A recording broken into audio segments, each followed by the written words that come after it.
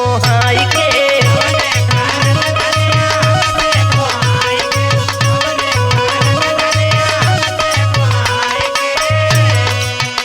अरे 3 दिन से सुतल बाड़ू मुहवा फुलाई के, कवने कहरन धनिया हमसे कोहाई के।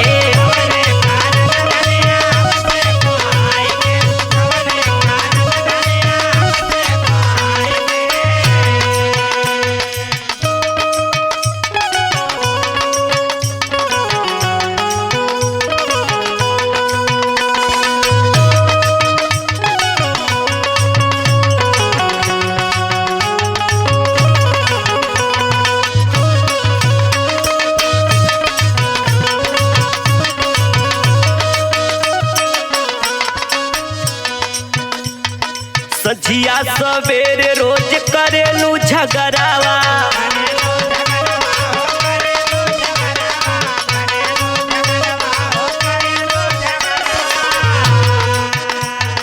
बोलेलू बोली जैसे लागेला जहरावा।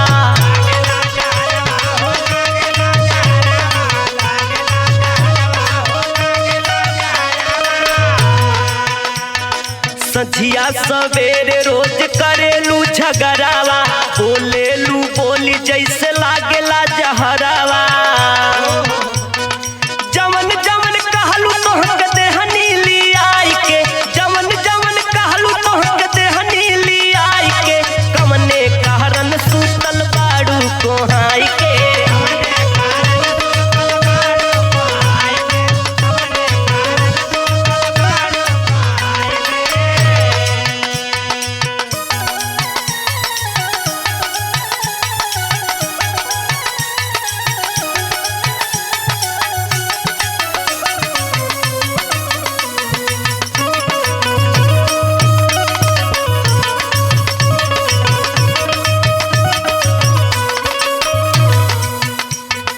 कवनो ना कमी रखली शौख सिंगार में,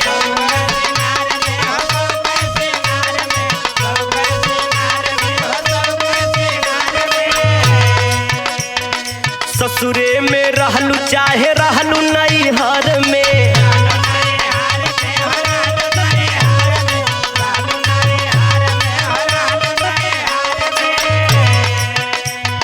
कवनो ना कमी रखली शौख सिंगार में, ससुरे में रहलू चाहे रहलू नैहर में।